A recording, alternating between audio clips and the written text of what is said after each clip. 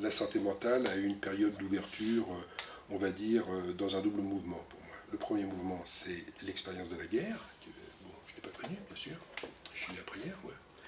Et l'expérience de la guerre, il faut dire que la lutte contre la massivité asilaire a reçu un coup d'éclairage monstrueux et très dynamisant pour un petit nombre de psychiatres, c'est que les hôpitaux psychiatriques, qu'on appelait les asiles d'aliénés, ressemblaient fortement aux camps de concentration.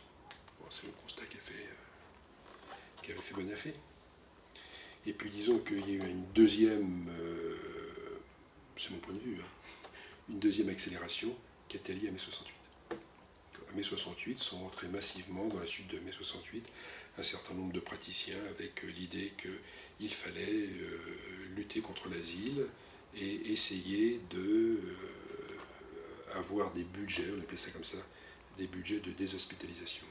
Voilà. Ce qui s'est un peu mis en place et très rapidement, insidieusement, sans qu'on s'en rende compte, les budgets de déshospitalisation ont permis de fait de diminuer l'argent dépensé dans les asiles, mais avec un report à l'extérieur, au plus près de la population, qui a été assez faible et de plus en plus faible.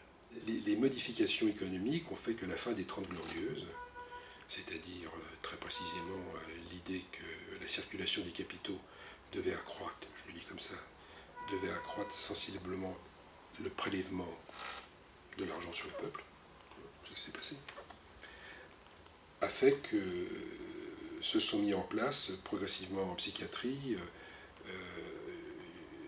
enfin même en médecine, s'est mis en place en médecine l'idée que ce qui avait été construit avec le Conseil national de la résistance, c'est-à-dire une santé publique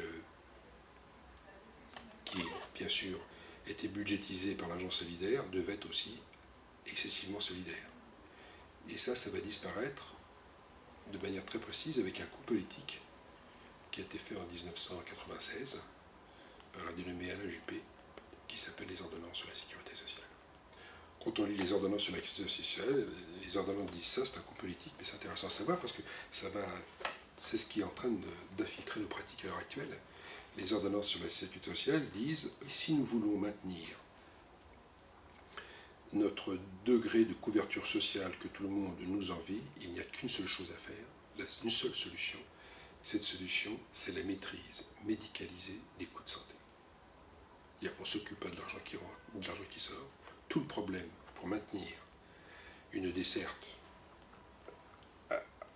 intéressante et même enviée à l'époque par un bon nombre de pays, puisqu'à l'époque, il faut se rappeler que nous étions le premier pays au monde pour les systèmes de santé, pour la qualité de ces systèmes de santé. Je crois que même jusqu'en 2000, nous devons être à la 15e place. Et cette maîtrise des coûts de santé, qui était un coût politique, pour dire il faut faire attention à l'argent qu'on dépense dans les hôpitaux, c'est en contrôlant l'argent qu'on dépense dans les hôpitaux, dans la médecine publique, un peu partout, qu'on va permettre de maintenir notre niveau de qualité que tout le monde nous envie. Et on a mis en place un organisme qui s'appelle l'ANAES. Voilà. Et cet organisme qui s'appelait l'ANAES,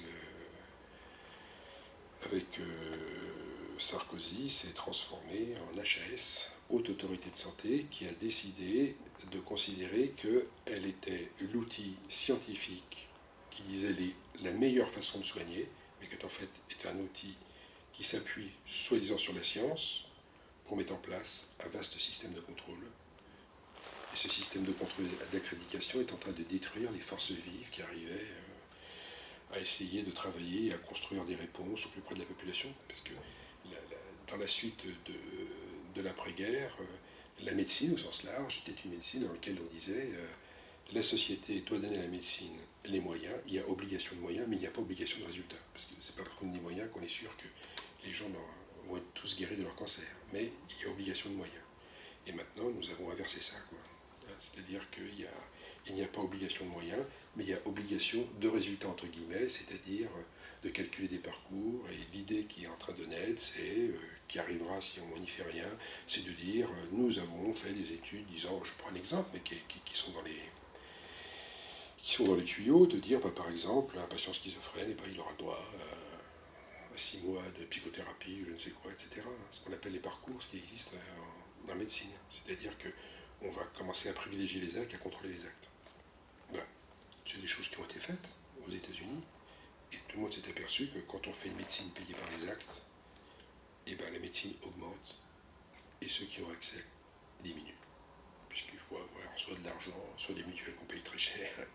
Et aux États-Unis, le PIB de la santé est de 13,5% pour soigner, disons, au pif, la moitié de la population. Alors qu'en France, il est pour, à l'heure actuelle, je crois, 10, 5 ou 11 à 11 points, mais pour soigner, pour l'instant encore, presque toute la population. Foucault avait dit une chose assez intéressante qui mériterait d'être réfléchie, il y avait deux productions de totalitarisme, en quelque sorte. Un totalitarisme de droite, avec le nazisme, le fascisme si on veut, et un totalitarisme, disons, de gauche, fait par l'installation le passage au socialisme réel dans certains pays, mais qui s'était traduit en forme de totalitarisme, et il disait, nous ne pouvons pas croire que les sociétés démocratiques ne seraient pas elles-mêmes capables de faire un nouveau totalitarisme. Et je pense que nous sommes en train de confronter à l'arrivée insidieuse, difficile, pas encore massive, mais d'un totalitarisme produit par les sociétés démocratiques, et ce totalitarisme va en train de prendre une consistance qui est celle du contrôle. Contrôle des corps, contrôle des déplacements, contrôle... Nous sommes devenus le modèle. Le modèle démocratique glisse, où les citoyens ne sont plus des citoyens qui se posent la question de la résistance, mais les citoyens doivent être des personnes aptes à servir des machines. Alors ça commence avec les voitures, ça fait rire tout le monde quand je dis ça, mais ça commence avec les voitures. C'est par l'intermédiaire de la conduite automatique, donc de servir une machine, qu'on va contrôler les premières constantes de nos corps. Alcool, puis après le reste, et qui est un modèle. Et maintenant, on va s'apercevoir que pour pouvoir passer prendre une assurance de santé avec une mutuelle, etc., il est possible qu'on nous demande quelques constantes de notre corps pour voir à quelle hauteur les risques des assurances peuvent s'engager. La médecine montre une chose, c'est que nous sommes tous inégaux avec nos corps. Et c'est devant cette inégalité qu'il faut qu'il y ait une solidarité permettant qu'à ceux qui n'ont pas la chance, qui sur le plan génétique ou que sais-je, ont plus de chances d'avoir des hypercholestérémies, que la solidarité fonctionne. Et là, on est en train de défaire complètement ça, par les systèmes assurantiels. Il va nous falloir résister si nous ne voulons pas disparaître, je pense. Et si même les sociétés démocratiques ne veulent pas disparaître. Ou produire des nouveaux totalitarismes qui seront peut-être encore pires que ceux du contrôle. Parce qu'il n'y a pas de pensée... à l'heure actuelle, il n'y a pas de pensée qui arrive à s'unifier pour faire le pendant à ce qui est arrivé dans tous les pays avec ce qu'on appelle la financiarisation, c'est-à-dire que nous sommes passés des profits aux super profits. Et je pense qu'une des façons, alors là je reviens à la psychiatrie, d'attaquer la psychiatrie, c'est que la psychiatrie, elle a son noyau dur à la psychiatrie, c'est la folie. Et c'est quoi la folie? La folie, c'est un discours que nous avons construit, nous qui ne sommes pas fous, qui essaye de rendre compte de ce que sont les fous. Mais c'est quoi les fous? Les fous, ce sont ceux qui échappent à la politique. C'est ça, la folie, elle a été moderne, elle a été inventée dans la suite de la Révolution française. Les fous échappent à la politique. Et ceux qui échappent à la politique, Foucault l'avait dit, ben, ils se construisent, on a construit un discours qui était de faire comme s'ils étaient l'inverse de la raison, quoi, pour l'authentifier encore plus. Et bon nombre d'entre nous pensaient que la façon dont on traitait les fous, c'était la fameuse phrase de Bonafé, on repère le degré de civilisation d'une société à la façon dont elle traite les plus démunis et les fous en particulier. Et bien on est en train d'essayer de faire disparaître ce rapport à la folie comme enseignement pour la démocratie, puisque c'est là que se situe la marge des effets politiques. On est en train de le faire disparaître pour le remplacer par des méthodes de contraintes, d'obligations, d'hospitalisation à domicile. La loi de 2011, c'est une loi d'hospitalisation à domicile, mais c'est une loi de surveillance du peuple. C'est le modèle, la folie devient le modèle de la surveillance du peuple, de ceux qui échappent. Alors qu'avant, bon, il y avait ces choses compliquées, on les avait exclus, puis à terre d'exclusion, on avait essayé de faire autrement, etc. Mais tout ça est balayé. C'est pour ça que je suis assez inquiet. Je suis inquiet parce que l'alternance gauche-droite, même s'il était faible, mettait une petite vibration, un soupçon de respiration. Et que cette annonce-là en France, mais dans d'autres pays, est en train de faire disparaître cette respiration, puisqu'elle a amplifié ce qui était fait avant, et comme elle amplifie ce qui était avant, on peut se demander ce qui va se passer après, s'ils sont déjà amplifiés, si les autres en mettent une couche, ça risque d'être dramatique, quoi. Et je pense que de contrôler la pensée des gens est quelque chose qui se voit à l'intérieur de la façon dont on essaie de construire la psychiatrie. Les fous sont désignés avant tout comme des gens dangereux. Que ce soit faux, effectivement, même si c'était vrai, c'est pas le problème. En plus, c'est faux. Même si c'était vrai, même si c'était dangereux, c'est à nous de faire pour qu'il ne soit pas. Et puis la deuxième chose qui va apparaître, d'un côté, la schizophrénie, le modèle de la grande folie, c'est la dangerosité. Et le modèle de l'autisme, c'est quoi l'autisme? L'autisme, c'est les enfants qu'il faut rééduquer. Là, nous avons le panel sous nos yeux de la nouvelle façon dont on pense les marges d'effectivité de la politique. Or, les marges, pour moi, d'effectivité de la politique, c'est là où les démocraties reçoivent le renseignement le plus subtil, le plus précis, leurs ressources, quoi, leur ressourcement, si on peut inventer ce néologisme, c'est la façon dont on traite ceux justement qui échappent à la politique. Ben, dans la folie, il se passe quelque chose de très étonnant. C'est que tout ce qui se discute sur l'autisme, c'est de parler au nom de ceux qui ne parlent pas. Et quand on parle au nom de ceux qui ne parlent pas, ben, c'est plus facile de leur faire dire ce qu'on veut. Mais la folie, c'est ce que nous avons inventé pour parler d'eux. Donc la folie, ce n'est pas quelque chose de stable. C'est un débat permanent à l'intérieur des démocraties pour savoir comment on rend compte au mieux de ceux qui échappent à ce que j'appelle la politique. Voilà. Il y a des gens qui échappent à la politique. Et c'est heureux. Mais c'est une ressource pour moi. Et cette ressource est en train d'être détruite pour les transformer en inadaptés ou en dangerosité.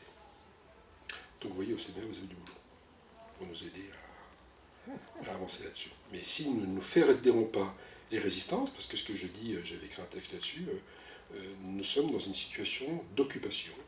Et cette occupation, je l'ai appelée l'occupation de nos libertés de conscience. Nous n'avons plus le droit d'avoir la liberté de ce que nous croyons. Voilà. Ce que nous croyons n'est pas fait pour être vrai, mais il est fait pour être débattu. Mais cette liberté nous est enlevée. Nous est enlevée par des protocoles, des processus, des recommandations, Et donc, je dis, nous sommes en train d'être occupés. Et quand on est occupé, il faut résister. Comment résister, je ne sais pas, mais je pense qu'une des façons de résister, c'est fédérer l'ensemble des gens qui se disent qu'il n'y a pas de démocratie sans question qu'est-ce que c'est que la démocratie. Et la démocratie, c'est qu'il n'y ait jamais de victoire définitive entre la liberté individuelle et la liberté collective. Et les impératifs collectifs. Les impératifs collectifs ne doivent jamais gagner, et la liberté individuelle ne pourra jamais gagner. Mais entre les deux, il y a un espace de débat. Et ce débat, c'est ce que j'appelle, non pas la démocratie, parce que je ne sais pas ce que c'est, mais c'est ce que j'appelle la question de la démocratie. La démocratie, pour moi, c'est une question. Comment on fait pour concilier des intérêts divergents? Voilà. Et comment on fait que, quand on concilie ces intérêts divergents, il n'y ait jamais un groupe qui gagne définitivement sur l'autre. C'est comme ça que je me sens très Bonafé, quoi.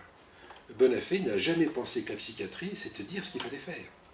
C'était, dans un contexte particulier, de produire des choses qui posaient la question, que je dis toujours, des impératifs collectif et de la liberté individuelle, et de les poser à sa façon, puis ça pouvait changer au bout de 3 mois, faire autre chose. C'était pas il appelait ça des modèles de contraste.